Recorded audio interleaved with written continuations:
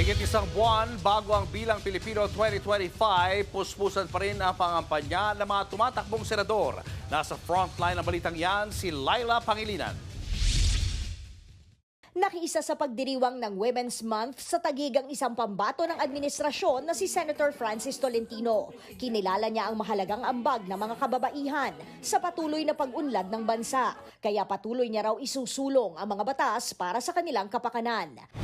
Nasa Baybay Leyte naman ang isa pang pambato ng alyansa na si Camille Villar para rin sa Women's Month celebration. Nangako siyang isusulong sakaling manalo ang mga panukalang batas para sa mga kababaihan gaya ng Pregnant Women Welfare Act.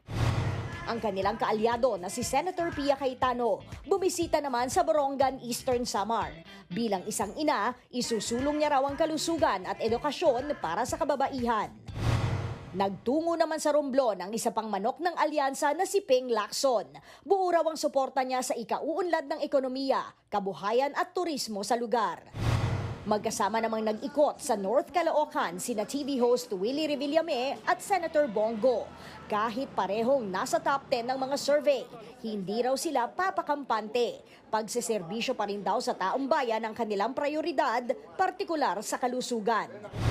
Ang kaalyado naman ni Bongo sa Partido Demokratiko Pilipino o PDP na si Rodante Marcoleta, nagpunta sa Puerto Princesa sa Palawan. Isa raw sa mga isusulong niya sa Senado ang pagbibigay ng sapat na pondo sa mga barangay para suportahan ang kanilang local development initiatives.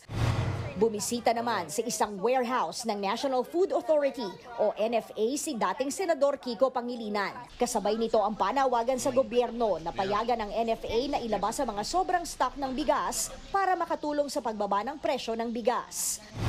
Habang si dating Senador Bam Aquino, ipaglalaban daw ang kabuhayan ng maliliit na mangingisda nang bumisita siya sa Dumaguete City.